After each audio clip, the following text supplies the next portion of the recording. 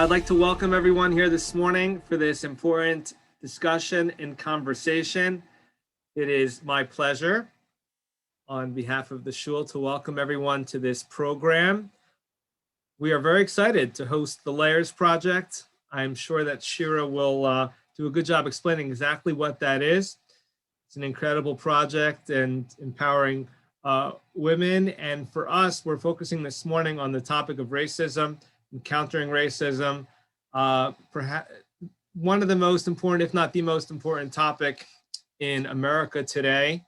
And I just want to start with a quote, just one line, one sentence from my Rebbe, my main Rebbe, my main teacher, Rabbi Dr. Rosenzweig. I'll put the article in the chats, but this is the opening line of an article that he published in the Tradition Journal that I read yesterday, just came out. And it's relevant for us, not just for our conversation, but this past week we saw the verdict of what has been a transformational moment in American history, what we hope will be a turn in the civil rights effort. He writes as follows: the killing of George Floyd in May 2020, along with other tragic occurrences that have dominated headlines over this past year, have served to spotlight the reality that racism, an ancient, endemic, ubiquitous scourge, a blight on otherwise humane or humanistic societies, sadly still prevails in a variety of forms, explicit and subtle, egregious and subconscious, specific, personal, and collective systemic. And I'll share the entirety of the article, but I see a line, somebody's chatting if they can hear us. I'm going to assume that people can hear us unless you tell us otherwise. We have somebody who's helping with the technology aspect. But this is really important. Our congregation is an interracial congregation, and we're very proud of that. It's very important to have diversity within a congregation in order to have a richness within the population, within a congregation, within a community, and it's something which is really important for us to celebrate. I do want to welcome some panelists here who are here all the way from Israel. I will let Shira introduce Zahava and Yafi more fully, but I do want to just extend our support. That I understand that Yafi had an unveiling today for her father of blessed memory, and we want to extend support to her and give her that support here from Richmond, Virginia. So it's a very powerful opportunity today for us to be with Yafi. And Shira Lincoln Sheps, we know each other from way back when I was all the way in my 20s, not that long ago, but we're very excited to have her. And I'll just read her bio briefly. As founder, publisher, and CEO of the Layers Project, and feel free to put that in the chat as well so people can see the great work that you do. Shira graduated from Hunter College School of Social Work with an MSW in clinical social work. And after working in the clinical field and in marketing, photojournalism, decided to start the Layers Project. Their book just came out, it's hot off the press. Excited to be able to share that opportunity with people. And it helps to break down stigma and promote healing within the Jewish community. And she wants to, and she feels strongly about presenting women who are so often shown as shallow characters or fully removed from media spaces as three-dimensional individuals whose lives are full and rich with resilience. And that's how she wishes to show them. And she has a great team working on the Layers Project, and it's a magazine, and she works hard to maintain the signature tone of the Layers Project of empathy, and has innovating new media content, directing our art here at the Layers Project. I will let her give a more full description of her background, and I'm going to turn over for Shira to run this panel today. We are so excited that all of you have come to join us as we start off our week with this critically important conversation for ourselves and for the society that we are in and that we take responsibility for.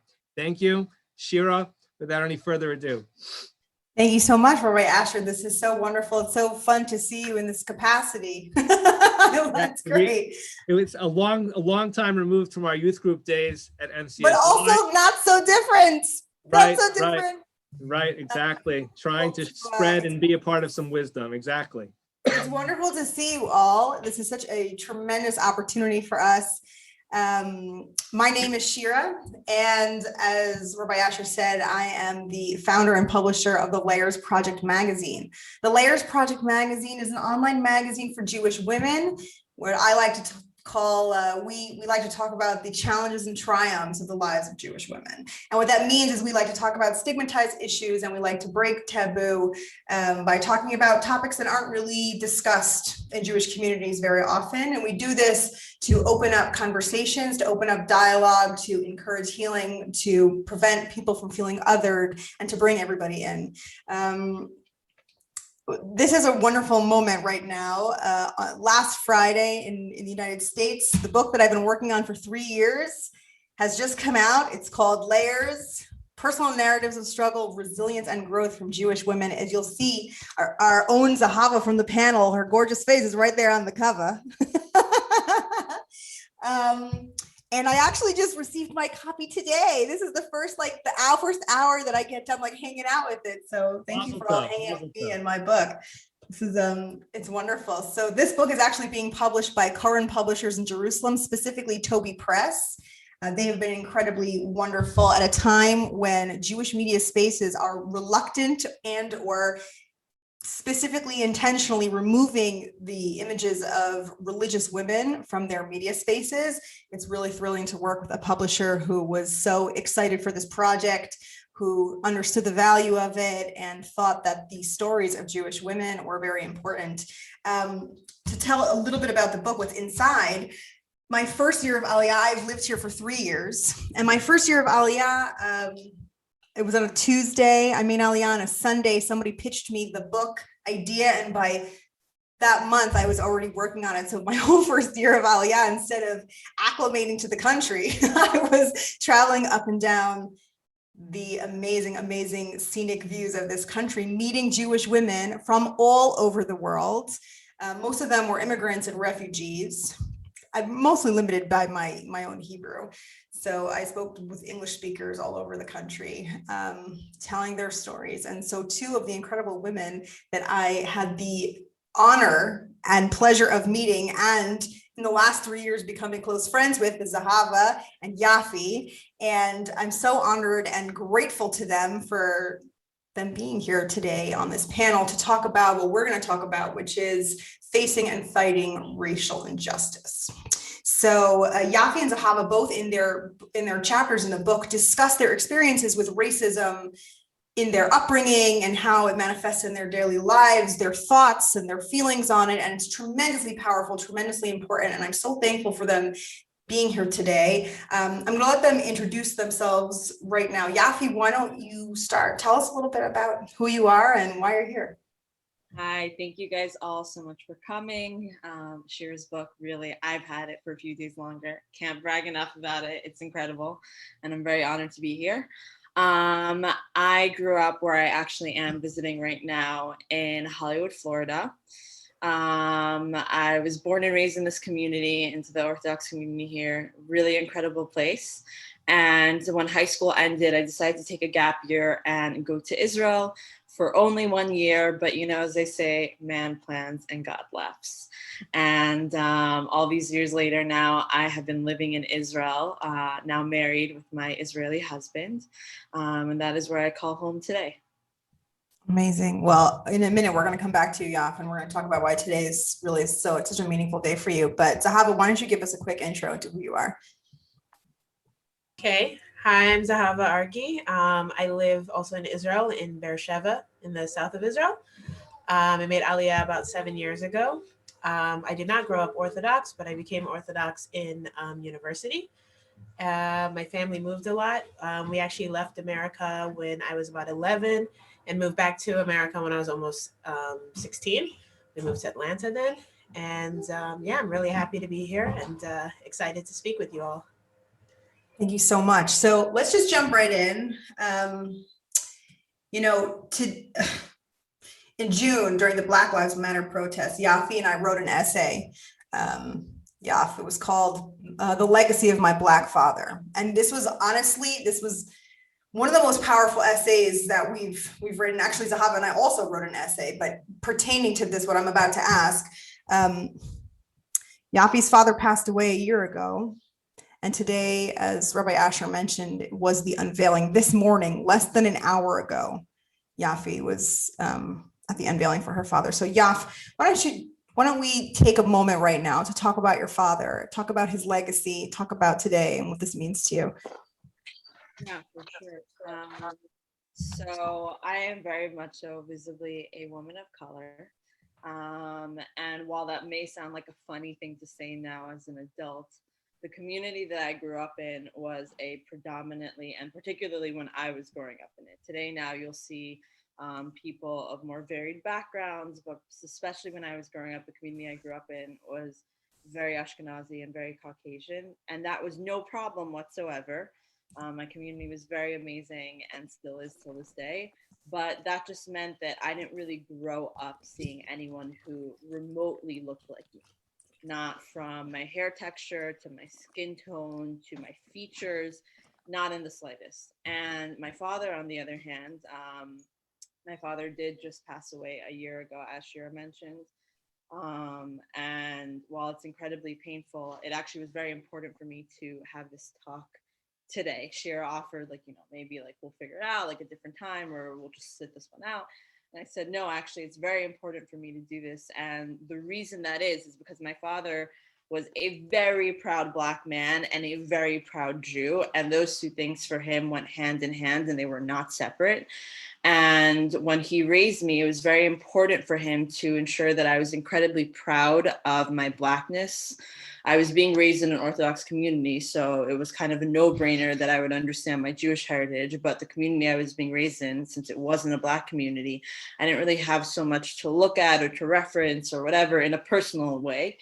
And from day one, if we could take you on a tour around my house right now, you would see in that room behind me, piles and piles and piles of books. And my father would make me sit and listen to the news and read and learn about slavery and history and everything. And my father was also not just one generation older than me, as most parent to children have in their gap, but my father was actually 2 generations older than me. I am 26 years old, and my father was almost 82 when he passed. And he was born in the 30s. And so he grew up in a very different America from the America that I grew up in. He grew up in a very segregated America. He fought in the civil rights movement, verbally, of course. And it was very important for him from his upbringing to ensure that his daughter understood what it means to be Black in America, not just in the scary side and in the negative aspect, but also in the proud side of respecting my legacy and understanding that even if it's not popular to be who I am in the space that I'm in, and even if it's a little uncomfortable that no one quite gets it, that I still need to remain steadfast in my pride for that.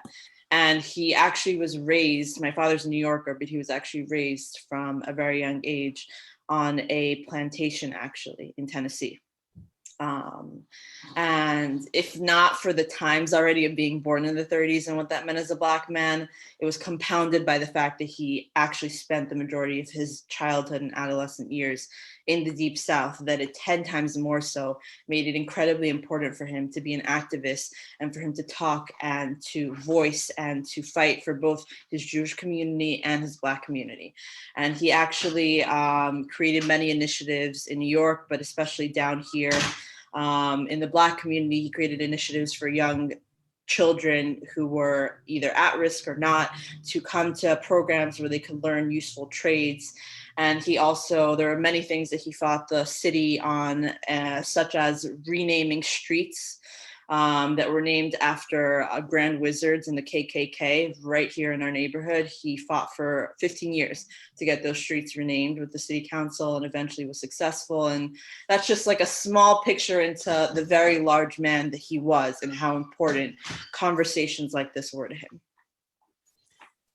Wow, I just feel so honored that we get to listen to you right now after this moment of after the unveiling. It's so important to keep his legacy alive. And I know, yeah, from everything that you do and you're speaking and the featuring the book and everything that you've written, you are so proud of you. So we're really, really grateful for you right now. Zahava, let's transition and let's talk about what role did race play in your life as you were growing up? Hi.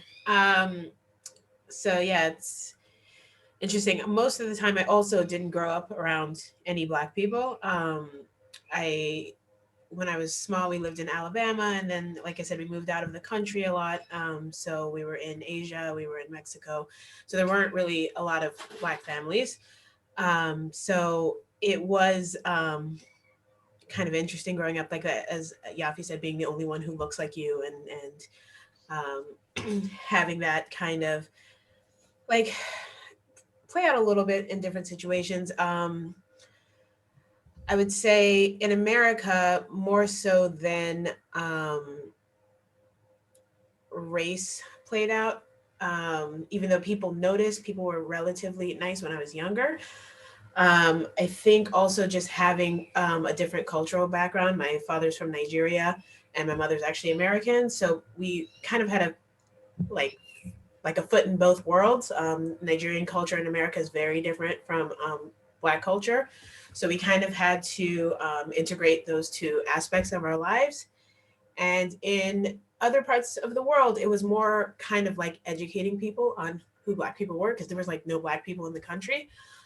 So people had a lot of questions, or like kind of said weird things to us, or came up to us all the time, which is kind of hard for an introverted kid like I was and am. So it also became kind of a focal point sometimes, just going out somewhere, going out to the mall or to the store or whatever, that we'd constantly be reminded of our like otherness. So I think that was kind of like the biggest thing when I was growing up. Wow. I remember Zahava, those stories that you told me about going to the mall and how there would be people that were following your mother around and like talking about her and how uncomfortable and horrible that was. And it was like a real cultural shock being outside of America where people had never seen a Black person before. Right. Except for like on TV. So Right. they would talk about that or ask like, oh, can you sing? Like, no, I cannot. Like different things like that. Yeah, it was interesting. My mom hated it. Like I didn't notice as much because sometimes I'd be with my friends and like not really paying attention and doing things. So I didn't like pay attention to the people staring at us. But sometimes my mom would go out alone, like grocery shopping or something, and people, yeah, would be staring at her, or following her, or like whistling at her and doing weird things. So she did not enjoy that experience, but you know. Wow. Yafi, you in your book chapter, you talk about how your mother is Latina, and you talk about the influence of both your Latina and Black heritage. Could you tell us a little bit about what it was like to be a biracial kid being raised by a Latina mama? What was that like? Of course. My mom's incredible, first off. She's a force to be reckoned with and an inspiration to me daily. But it was very interesting because, kind of like to reference to what Zahava just mentioned about having like two different sides residing in you that are both culturally a part of you. I very much so felt that way as being both Black and Latina. I grew up in South Florida, as I said, and there's tons of Black people here and tons of Latinos here, tons of Latinx people.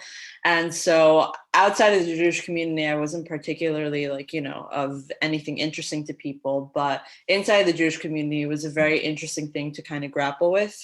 And my mother, she did not grow up outsider or different in her community. She grew up in Panama. And my mother was not a Black woman, so she didn't have particularly textured hair. She wasn't used to the nasty comments that people would make about her child and so forth and so on. And I remember even as a young girl, like understanding that like she was doing the best that she could to both protect and support me. but also understanding like on some deeper level that like she wasn't the same as me in the steps she had to take in this world. And I remember that like as a young girl, my hair was a lot more like, I had like a lot smaller curls, and my mother's hair was a lot more like wavy and silky and fine. And that that was definitely a struggle as a little kid. Like she wasn't quite sure what to do with my hair. I had no idea what to do with my hair as a little kid. And it took a while until we got to a place where we understood like how to deal with my hair, what was the right way to approach it. It was definitely interesting being both Latina and Black, particularly as a Jew, because you meet Hispanic or Latino Jews, even if they aren't the predominant parts of certain communities in America, that's not uncommon. Whereas meeting Black Jews for a lot of other people in Jewish communities was more rare. So it was always very interesting to see that people usually tended to not remember that I was half Latina and more kind of focused on my Blackness, because I guess that was a lot more visible to them, and they associated my features, my skin tone and everything with only being Black. But yeah, it was very interesting. Yeah, I think that that's some of the really powerful parts of your chapter, because I think that it's a perspective that we really need to hear about, because, you know, so many of us are not educated on what that experience is like. So Zahava, what was your first memory of your first experience of racism? My first experience of racism. It's a good question. I mean, honestly, it's funny because I don't remember that much when I was like quite little, though my mom said that we did experience racism, obviously living in Alabama.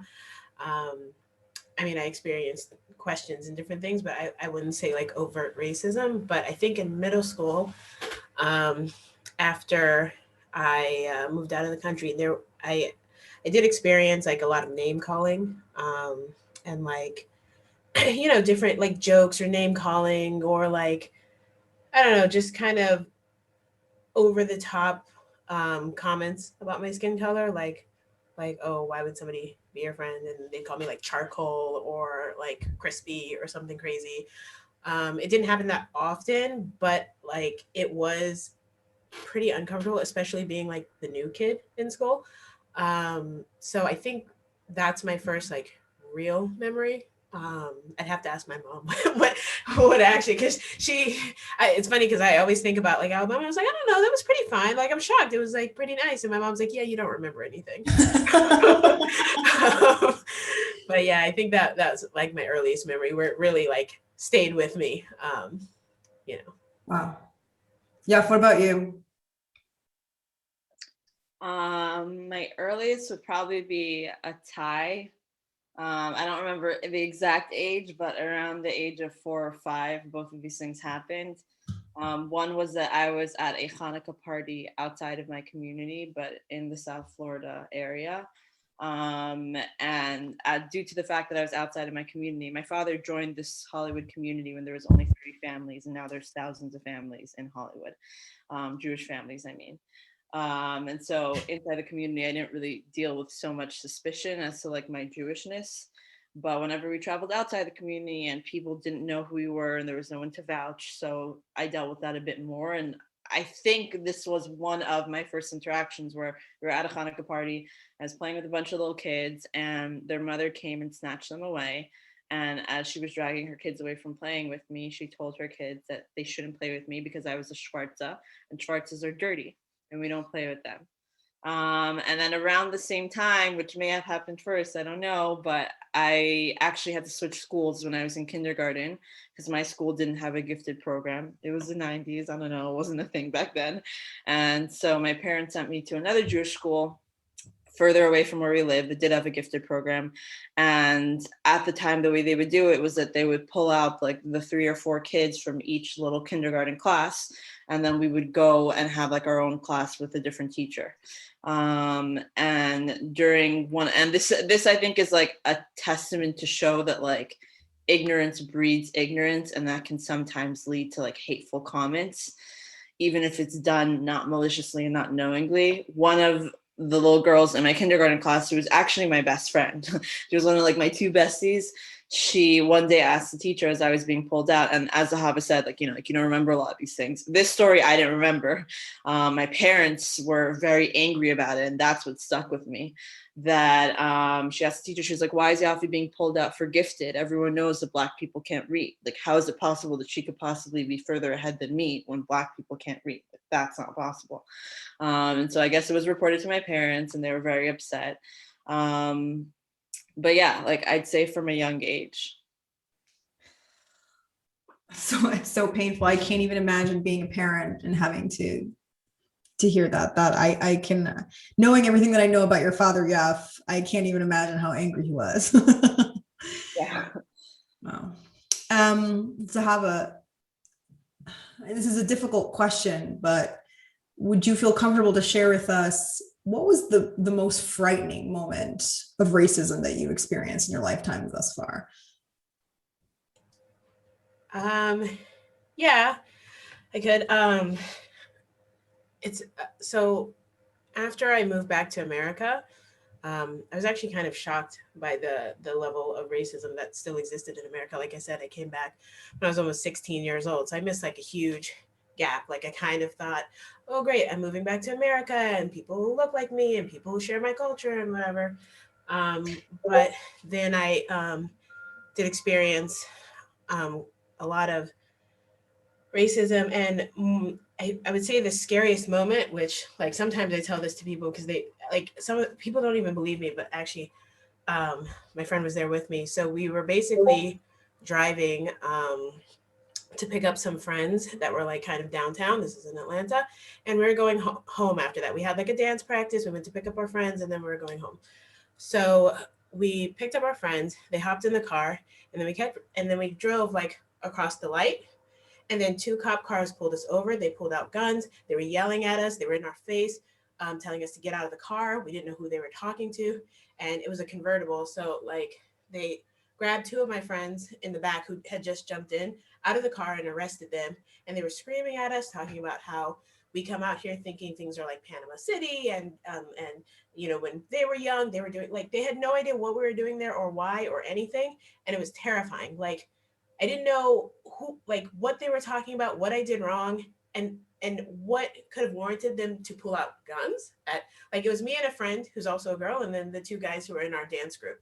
So later on, when we got our tickets, I got a ticket for impeding the flow of traffic, and the two in the back got a ticket for boarding a moving vehicle, which it wasn't moving because I was impeding the flow of traffic at a red light. And for seatbelt laws, like for not putting on their seatbelt quick enough, I guess. Which to me, obviously, that doesn't warrant two cop cars to pull us over and pull out guns. There's no need to pull out guns for something that's just impeding the flow of traffic. That's like a seatbelt law. Like, who are you trying to shoot to put on their seatbelt? Like, so it was like terrifying. I was like super upset. My parents were super, super pissed. And it was crazy. It was really, really scary. And it was shortly after we had moved back to the States, and I just couldn't believe it. I was like, this is the stuff you see on TV that you're like, oh, that's fake. But it actually— You were like 16, right? Yeah, I think I might have maybe been 17 already, but I was like 16, 17. You were a kid. I was a You're a kid. kid. Yeah. With guns drawn in your face. Yeah. It was terrifying. Thank you for sharing that. It's such a painful memory. I remember hearing it when we wrote our essay in June, and it stayed with me ever since. So thank you for sharing that again on this panel. Yafi, I know the story that you're going to share, but if you could share with us, I think that the most frightening interaction that I've had personally, certainly not the most frightening one in my family, but for me personally, was when I was younger. We had been living in the neighborhood and in the very house that I'm talking to you guys from today for a few years at that point. And as I mentioned earlier, my father was literally part of the founding families who created this community. He joined this community 20, 30 years before I was ever born, a long time before I ever came to this world. So he had been around this community for a very long time at this point. And it was nighttime, and I was a little kid who didn't like to follow the rules. And when it was bedtime, I would sneak off and sneak out with my book a little bit later to read on the couch. And this night was just like every other night. I had been sent to bed, and I snuck out to the front of the house to read on the couch. And I suppose my father had just stepped outside. He was standing outside the door. I didn't know this, but I guess he was. I became made aware of this when all of a sudden there was just like light flooded the room from the outside. There's a big bay window and light just flooded the room. And I peeked outside and I couldn't really make out what was going on, but I could see the silhouette of my father literally on our doorstep and someone approaching, hand on their hip. And it turned out that it was a policeman who drove onto our property. Like, I don't know how many of you guys have been to Florida, but it's not like, like it is in New York where the sidewalk is very close to your door. Like you got to walk up someone's property to get to the door most of the time. And so this policeman had pulled all the way into our driveway, very close to our door, and he was accosting my father and essentially telling him that he needs to get away from the door because I assumed that he thought my father was a thief or a burglar breaking in, I don't know. And my father, unfortunately, was very seasoned in altercations with police. And so I could hear him very calmly, but loudly from a distance, trying to tell the police officer, can I put my hands in my pocket to take out my ID to show you this is my house? I live here. I own this house. I bought it with my own money. I've been living here for years. And this just went on for a while, and it became more and more aggressive until eventually the policeman had his hand on his gun and was yelling at my father to the point where my mother, who was in the back of the house, heard the yelling and came to the front, saw me sitting there peeking out the window, terrified. And she ran outside. And when she came outside, my mother being Latina, isn't Caucasian, she is lighter skinned. And the police officer kind of, took a step back, but was still not stopping. And she started pleading with him. She's like, my daughter is literally inside watching and hearing everything. Can you please stop? You're terrifying her. You're scaring us, quite frankly. The police officer essentially didn't back down, and it pretty much ended with my father asking for his badge number and his ID to ascertain, what exactly happened. And he pretty much refused and turned and walked away at that point and drove off. My father later followed up because, as I said, he had been in the community for many years, was very well known, and followed up with our local police station just to see perhaps, the policeman had been called for something, a neighbor, I don't know, nothing. He was just a neighborhood cop on patrol, the cops who, our neighborhood pays to patrol our streets to keep our streets safe. And he decided that there was no way that a Black man could possibly be living in this neighborhood. And yeah, that really shaped a lot of how I saw racism from like a young age. I mean, following the news today, it's not a shocking story, but it's, as a human, it's shocking. Absolutely shocking. I can't imagine being so little and seeing something so scary like that. That's so painful. If I could just add something, yes. I think that what you just said is really important, because I know that after we wrote the article that we wrote together that was particularly on the story, it reached the rabbi in my community who we're very close with. And he was very moved by it. And so he sent it out to our whole community. And as I said, grew up here. People have known us for a long time. It's not a secret that we're Black. And I cannot explain the sheer numbers of people who emailed, text, called, came up to me in Shul, came up to me in the street, still now, a year later, saying, I cannot believe that happened in our community. No one ever thinks that it's going to happen in their community, because everyone feels like there's no possible way that racism could exist in our space because we are educated and enlightened and everything. And it can happen anywhere. Yeah, I know for a fact that your story touched a lot of people, because that piece was read by like 150,000 people. It was shared everywhere. So you're a wonderful a wonderful spokesperson for this issue, because you're willing to like get to the essence of it and to really share what's happening in our communities. And I think that's so important because we don't hear enough of it. And that's why we're having this conversation. I think that leads into my next question, which is, here, Sahaba, do you feel, or how do you find that your non-Black friends, can they understand your reality in this world as a Black woman? So they kind of can. They're starting to. A lot of my friends, ever since everything started happening in America and things going on, have been interested in like asking me questions about, you know, things in America and how I grew up. And it's funny because recently I was with my friend the other day, and like I told her like different things and different run-ins that I've had with the police doing nothing literally. And she was talking about how she realized like what type of privilege she has. And she told me a story. She was saying that she was driving and she got pulled over. I don't know. I don't remember.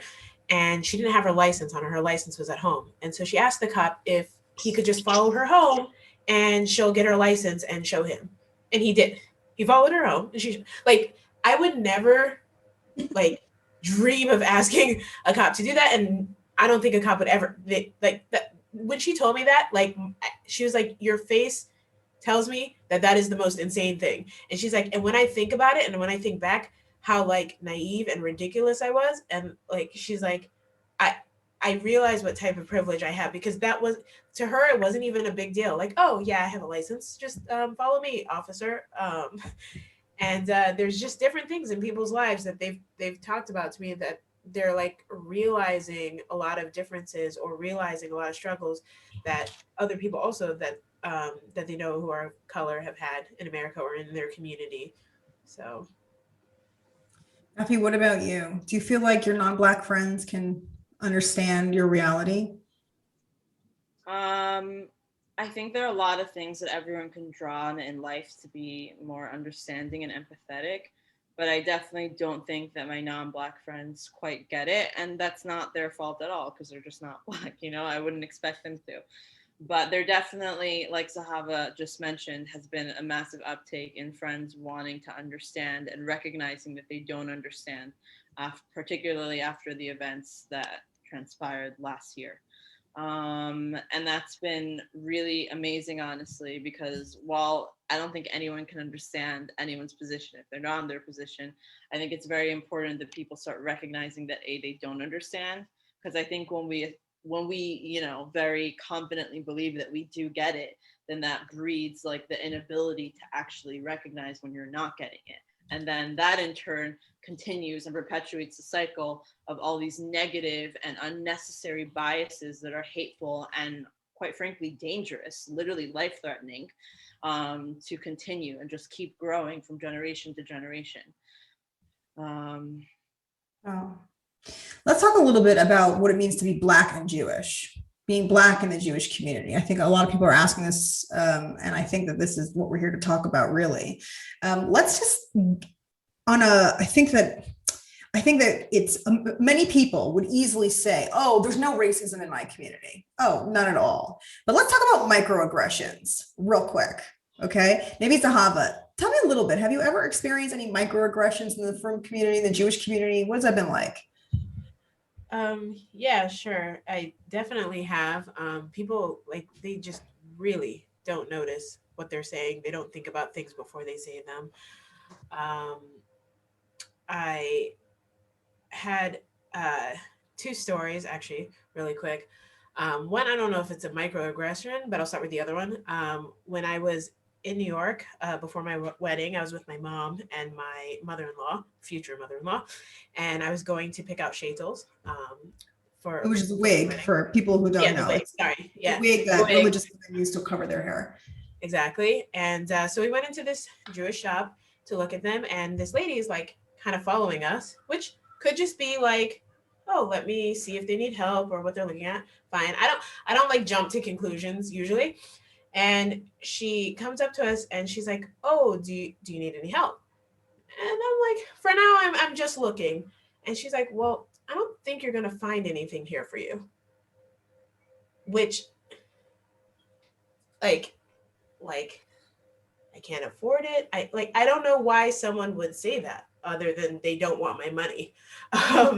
So like my because mom he was almost just like, he said so many things that just like really made sense, and also like it's nice to hear his voice, because I feel like Yeah. after they die, like you kind of like, not that you forget what they sound like, but in a way oh, that was something else.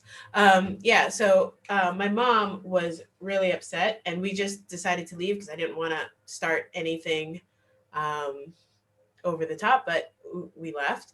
And then there was another. It's a kind of funny incident. I don't know if it's a microaggression. It's kind of just like racist, but kind of weird, because like in the Jewish community, a lot of times somehow some people kind of separate Black Jews from other Black people. In a way, they kind of sometimes push them apart. So this is also by my wedding. Right before, we went to a place, whatever, to go pray before the wedding and do some preparations and whatever. And me and my friends took a Jewish driver back from where we were. It was like we were in Queens and then we were coming back to Brooklyn. And one of my friends is also Black and Jewish, and then the other one is married to a Black person, so her son is half Black. And so we're like, okay, so he's asking where should he drop us off, and we're like, oh, just drop us off on the corner over there, and we'll each walk to our own places. It's not so far, and like you don't need to go around, because like driving in Brooklyn still sucks. So we'll just walk. And he's like, no, I can't let you out. It's late, and there's a bunch of Schwarzes walking around. Oh. And we're like, but where are Schwarzes walking around? like, wait, like there was so many things in my brain that I just couldn't like. And my friend whose son is half Black, like she's very outspoken, and she's like, are you serious? Like, did you really just say that in this car full of people? And he's like, not you, the Schwarzes. And we're like, stop saying it. Like, and I think sometimes some people don't realize that they're making this like, you know, separation. But like if I was just walking on the street, I would be one of those dangerous Schwarzes walking around. So I need to read more. so disturbing. Wow. Yafi, I haven't asked you this question yet. Or what are some microaggressions that you've experienced in the Jewish community? I would say that microaggressions is probably like my biggest bone to pick when it comes to like things that I very much so hope will change in the coming years, hopefully at least by the coming generation in the world, but especially in the Jewish community, because I honestly think for us as Jews that's one of the most dangerous things. I always say that the people who are overtly racist, I'm not talking to them. Like, you know, someone who wants to call me the N-word and someone who thinks that I'm subhuman purely due to my skin color and my genetics and my culture, like that's someone who's choosing to be hateful, and that's not a Jewish value. And to me, that's something that person needs to work on. And I don't need to pick battles with people who are actively choosing to hate me, you know? I think what I hope we can collectively work to change is to combat the feelings that we as Jews cannot be biased towards people, biased negatively. We can't be racist because we have gone through our own trials and tribulations throughout ancient history and throughout our recent history and the present. And that as a result, like there's no way that how we're acting or what we're saying can be harmful. And to me, that rears its head in the form of microaggressions. And that I think is very dangerous because it just continues that whole cycle of people not recognizing that what they're doing is a problem. And by not recognizing that what they're doing is a problem, even if they themselves are the most open-minded, genuinely like they have no problem with people of any race or creed or anything, sometimes it becomes a problem because perhaps the jokes that they may not have stopped at the Shabbos table, or the thing that they saw in the movie that they laughed at, or the comment that, I don't know, like someone in Shul made, maybe to them, they think in their head, oh, that's not right, but I'm not going to say anything. I'm not going to make a fuss. But then their 5, then 10, then 15, then 20-year-old child next to them is in this surroundings and in this environment where they're hearing thing after thing after thing after thing, and you have no idea who that child will grow to become. Maybe that kid will just be someone who's a bit racist, but maybe that person will become a lawmaker or a police officer or a community leader one day, and that person will have ingested, perhaps not by their fault when they were a child, but due to the fact that no one ever stepped up and said, that's not okay, that child will have ingested and turned into an adult who then is regurgitating this same narrative that Black people are dangerous, Black people are this, they're that. And I think that that's probably one of the biggest problems that our community faces. Perhaps that's me being very hopeful, but I would obviously like to think as a Jew that we understand that racism is technically wrong. I do feel that that's like a Jewish value to recognize that we should, love people and accept them. And I think that it's very much so a lot of times that dissonance, kind of like Zahava mentioned. One of my closest friends, who still today is one of the closest people in my life, and as a result, I was very close to their family growing up. One time was discussing something years ago, not even recently, years ago, was discussing something that happened involving someone Black and racism in the news down here in Florida. And I guess my friend wanted to make the point, and she was like, well, how would you feel if that happened to Yafi? Because I guess she didn't feel like her parent properly understood what she was trying to convey. And I remember that my friend's parent looked at her and was literally confused. And she was like, what? Like, why are you bringing Yafi up? And she's like, well, Yafi's Black, so how would you feel if this exact situation happened to Yafi? You wouldn't think that it was fair then. And her parent was like, Yafi's not Black, she's just Sephardi. And it made me laugh when she told me this, because I mean, I'm married to an Ashkenazi man today, but yes, I technically was Sephardi, that was we bench Sephardi, we daven Sephardi, that's where my family was from.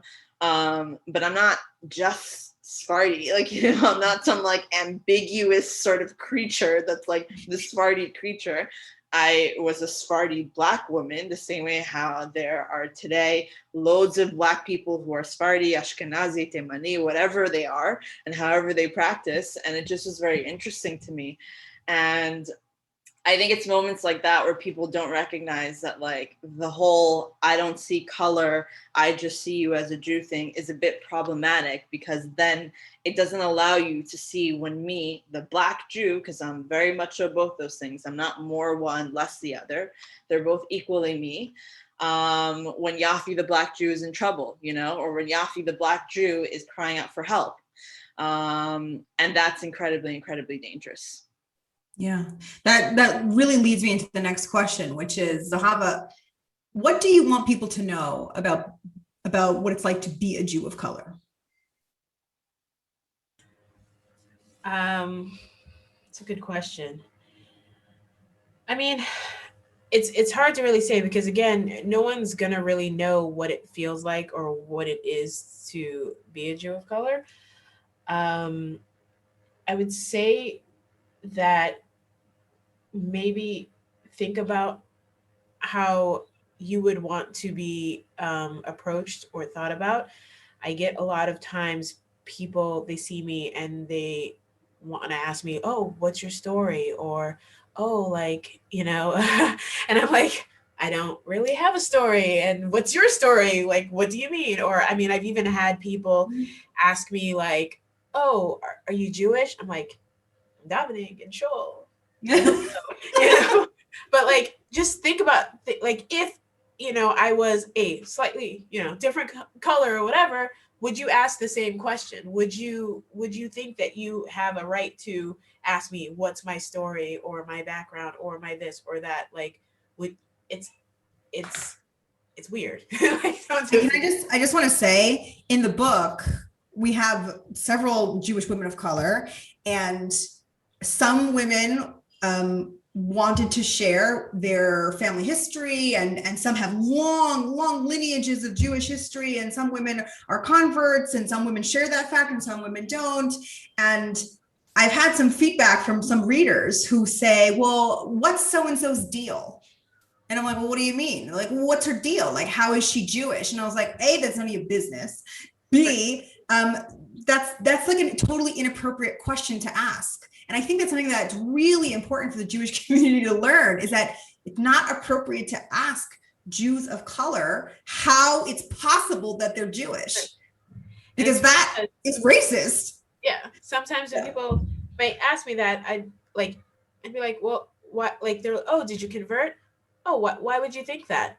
And a lot of times they don't want to say, oh, because you're Black, because hello, that's the only reason you're asking, and that's, inappropriate. So yeah. We're running short on time. I just want to make sure that we tackle this really super important part, which is the fighting racism issue. And Yafi, let's talk for a second about moving the community forward. Okay, we've talked about now some of the issues, some of the things that Jews of color struggle with. Let's talk about now, how do we rectify this? How do we heal the community? How do we move this community forward, Yafi? So I think that the Jewish community is home for me, like the only reason I feel comfortable doing these talks and talking about such a uncomfortable and unfortunately negative issue is because the Jewish community is home, like this isn't a community that I'm looking at from the outside saying, no, like this is my home that I'm trying to strengthen its foundation for today and for future generations. So like all of the things that I do and I talk about, like I don't take lightly and I don't say lightly. And I want people to recognize that if they don't think it's hard, it's incredibly hard. And for those who feel like it's an insurmountable challenge and that things just already are the way that they are, trust me, I understand how difficult it is. But to me, there's like 3 very important steps that we as individuals and we as a community really need to be taking. I think that the first thing to do is really to educate ourselves. I say that very humbly, knowing that I am probably among one of the youngest people in this conversation right now.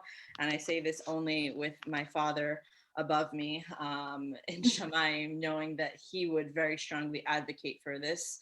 My father, in even his elder years, in his 70s and 80s, was constantly running into peers, people his same age, who were wholly unaware of certain things that any Black person in America were aware of historically.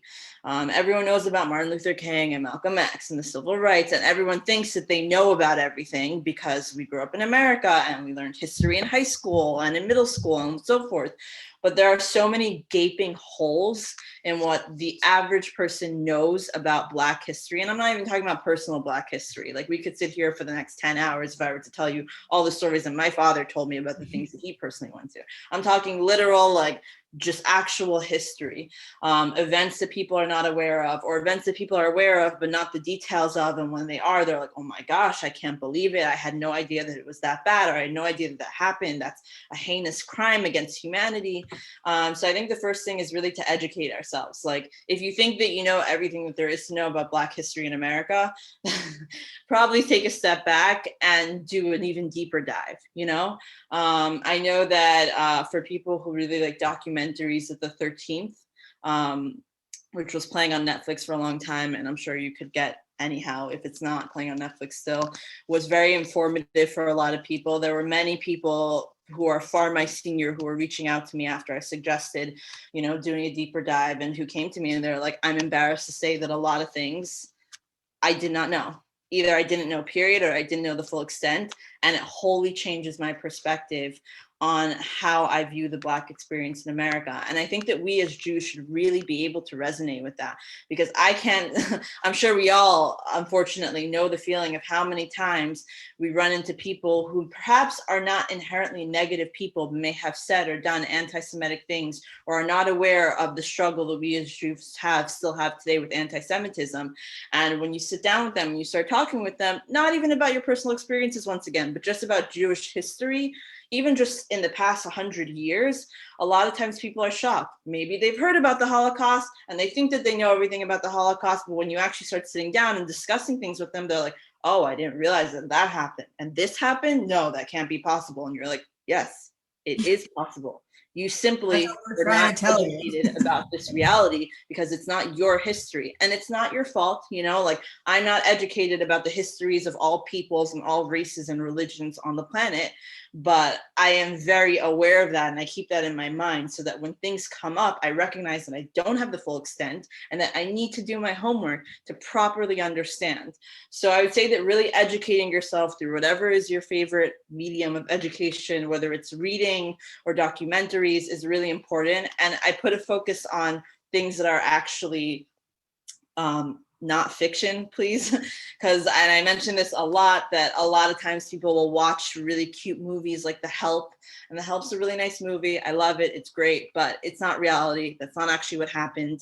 That wasn't the There's also reality. like a white savior complex there in that movie. That's not great. And while it's a great feel-good movie and I love to watch it myself, please don't use it as like, something to rely on for understanding what it is to be Black in the world and in America. I think then after that, the second, and what I personally think is the hardest part, is to do a cheshbon nefesh, as we say in Judaism, an introspection, with yourself. It doesn't need to be in public. It doesn't need to be for anyone else, whether it's talking to yourself internally, writing it down in your journal, whatever it is, just to actually kind of, push the boundaries and question yourself on whether or not you're fully pushing yourself to understand this to the best of your abilities. And this is uncomfortable because we all have things that we need to be pushing ourselves to be understanding better. And as a community, I think we can all do better. And I think that we all have a lot of things that we have going for us that we may not realize help us.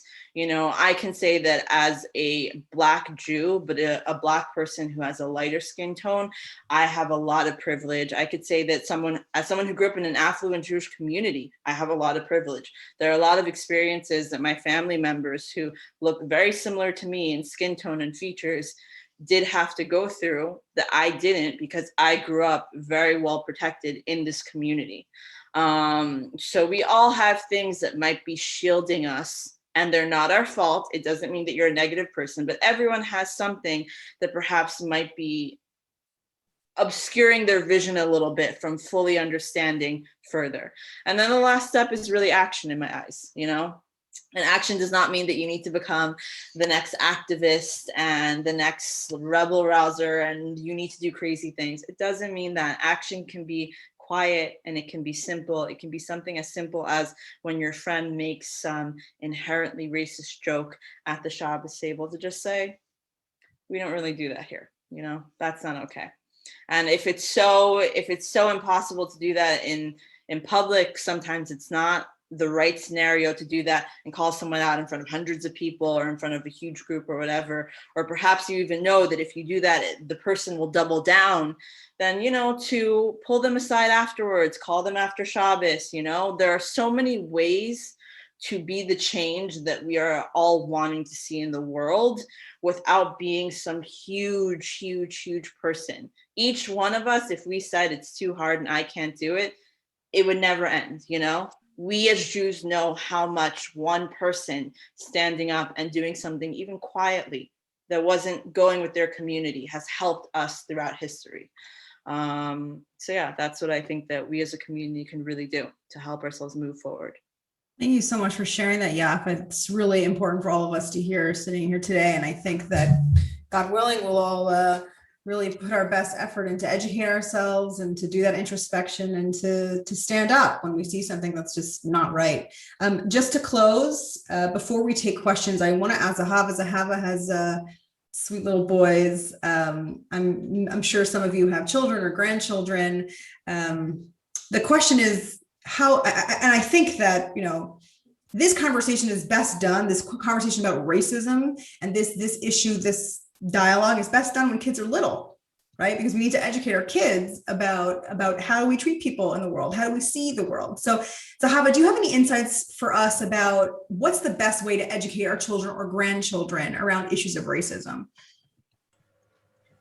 Yeah, sure. So I would say the best way to do it is to talk to your children about race, introduce race to them, acknowledge race. Like Yafi said, the colorblind thing doesn't work. It's it's actually the opposite. So identify race, talk about these different things, introduce kids to different types of materials, books, media. You know, if you're buying dolls, maybe buy dolls in different shades of skin tone, you know, and not have everything be the same all the time. Like they can play with all different types of things. Also, I would say a lot of Jewish books are now coming out with more diverse characters. So it's also important, not just in like a regular space to have diverse media, to also try to look for the books that also include Jewish children of color. So when they do encounter a Jew in their community of color, that they know that that's a thing, and they don't need to be shocked or confused. Like, how could that be possible?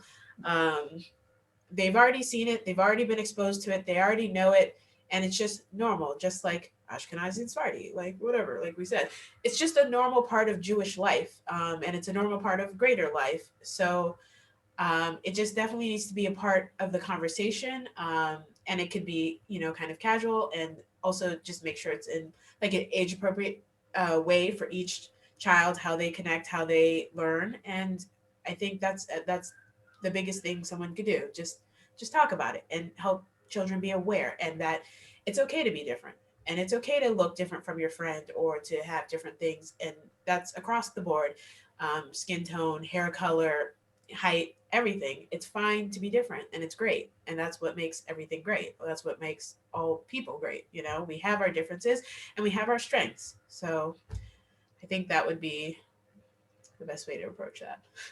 Thank you so much for sharing that. I know that after speaking with you and with Yafi back in June, and also over the last 3 years, I've done a lot of cheshbon nefesh on this issue, and have had really amazing conversations with my kids based on all of your advice and your thoughts. And I just want to thank you. And I want to thank you today for speaking on this panel, taking time out of your very, very busy schedules to be here. There's a few questions that I'll, if anybody has questions, feel free to send them directly to me or to the group chat.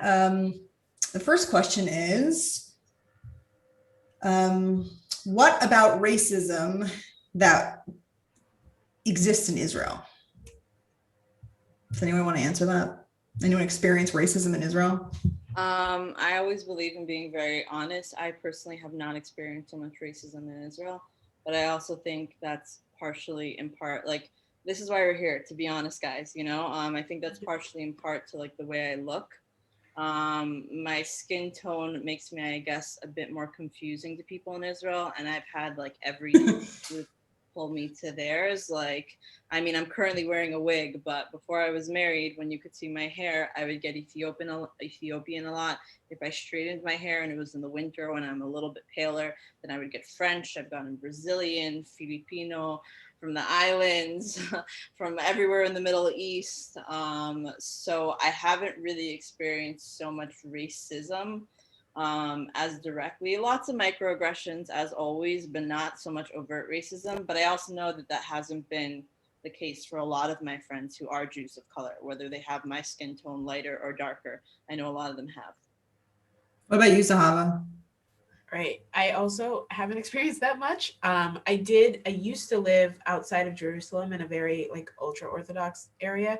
So there was like a little bit like kids staring or like pointing or like being kind of, you know, in my face, but not there. I haven't experienced other than that much racism, honestly. Like, again, this is why we moved here. You know, I want my kids to feel like everyone else. And where we live in Beersheba, there are plenty of Black religious Jews and all types of Jews, and everything's very diverse here. And if anything, I kind of have felt the opposite. Like, people are like happy that I'm here and like really friendly and helpful. So far so good. Like Yafi said, yeah, there's microaggressions, but Israelis, you know, microaggressions all around. So it's it's not on purpose. It's not race necessarily related always. Like, it's just you know, they just kind of say whatever, you know, whatever they think, and they're very forward and open people. So yeah, I love the stories that you told me about the positive experiences that you've had in Israel. Do you remember, I just think it's really important, just really quickly, tell us a story about when the kid came up to you and asked you to use your phone. What did that feel like for you? Oh, yeah.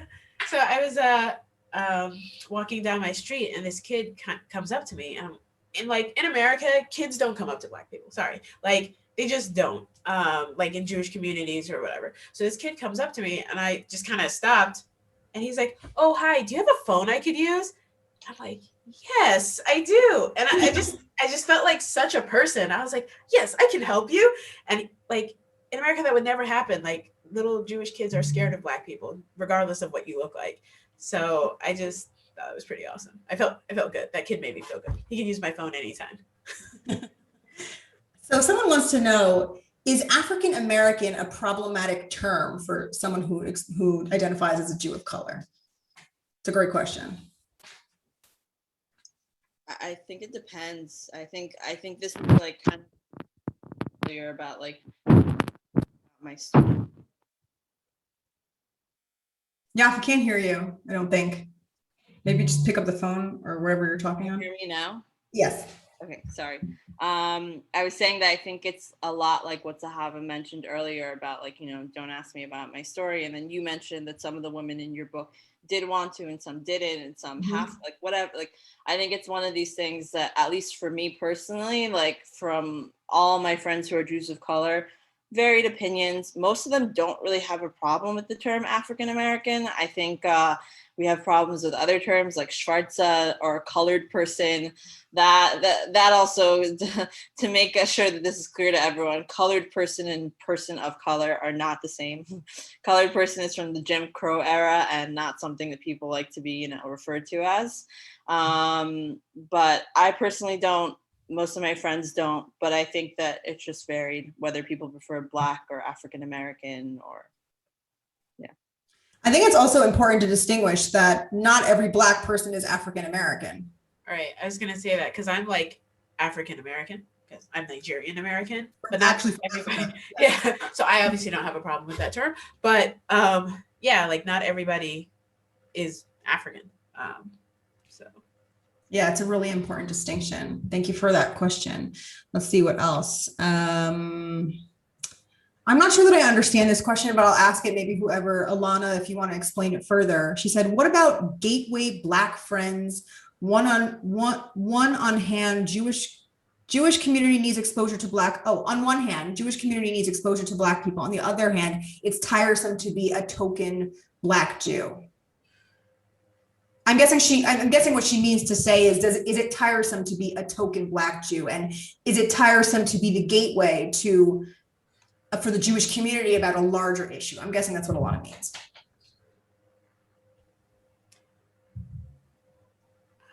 I guess I can answer.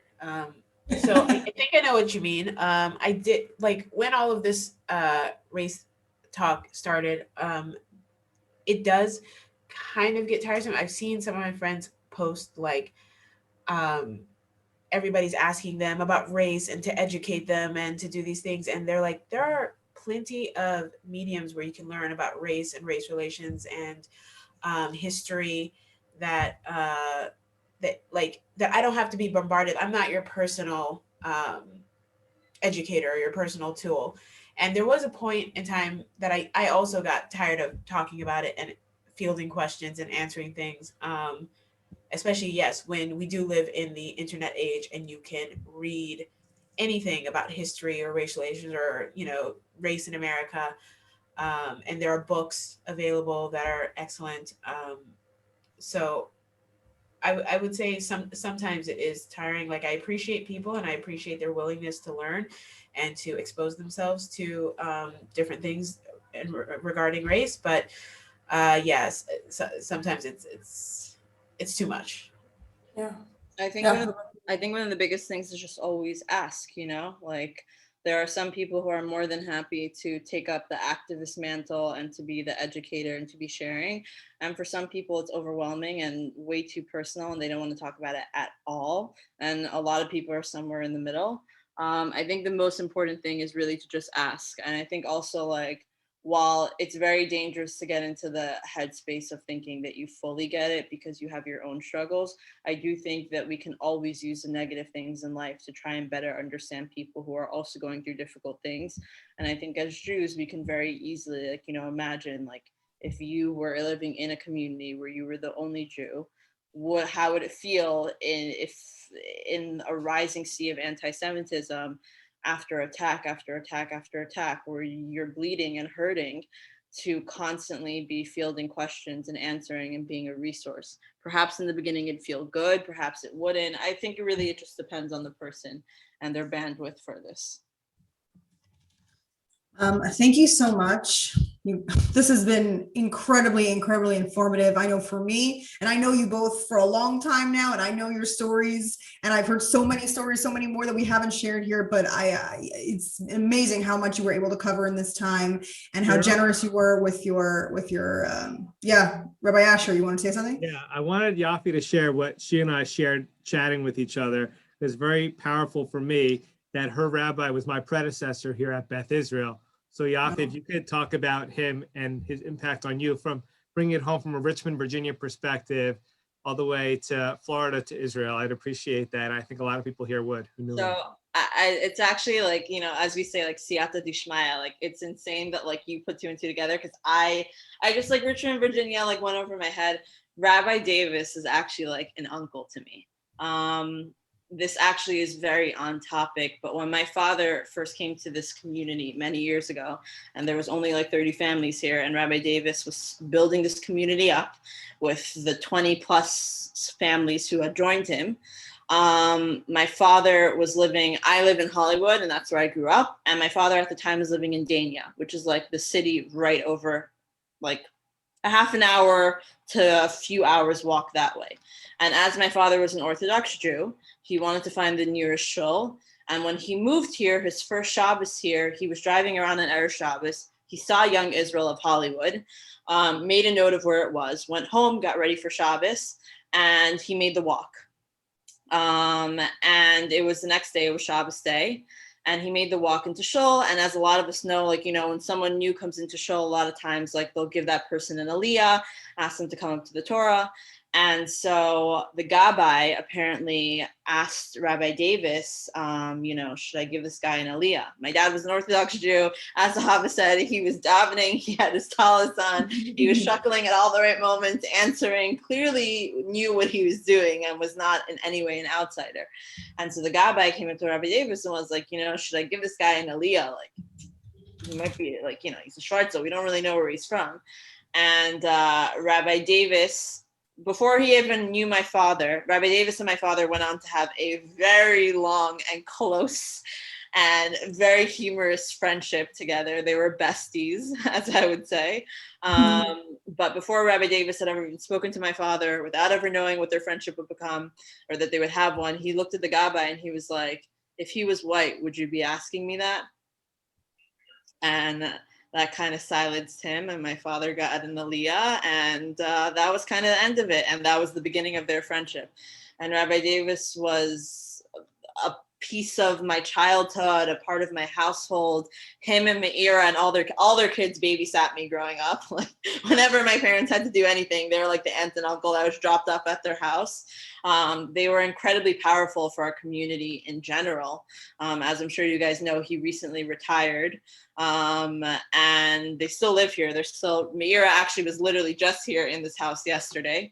And they were just such a huge part of my childhood, such a huge part of my father's life. And I think really, to their credit, their understanding and openness and willingness to understand and learn and accept was just, I know, monumental. It's why I was raised in the community that I was raised in, because my father found a rabbi who respected him, respected his Judaism, and a friend and a mentor as well. So it's so, like, almost like I have chills that, like, on my father's unveiling, I should be talking to the community that one of his closest friends was originally a rabbi in so many years ago. So Yafi, you should know Rabbi Davis was here for 10 years, and then he went to Hollywood. And like you said, you guys were one of the first 30 families, started an incredible community congregation there. So thank you so much for sharing that, as I think the role of the rabbi is very important in this conversation. Sorry, Shira. No, that was so wonderful. I'm so touched right now. I had no idea. It's amazing what a small world. There's so many connections, even from people that I've heard who are listening in right now to this panel. And it's so wonderful. It's such a small world, and it's our job to heal it. So I'm so grateful for everybody's time, and thank you to Yafi and to Zahava and Rabbi Asher and to everybody who organized this panel and everybody that participated. We're really grateful to be here, and check out our book on korenpub.com. Use the code LAYERS15 for 15% off your purchase. It's shipping now. It's available now in the US. Well, great. Good luck to all of you on your book tour and to the Thank Layers you. Project as a whole. Again, thank you so much for coming to Virginia virtually. We're very happy to have you. And anybody who wants can follow up with me with follow-up questions, and Shira, I'll send them to you. You can see. I'm here. Really, to everyone here, thank you all for being a part of this important conversation. Thank you, Yafi. Thank you, Zahava. And looking forward to great improvements on this topic going forward. Everybody have a great day.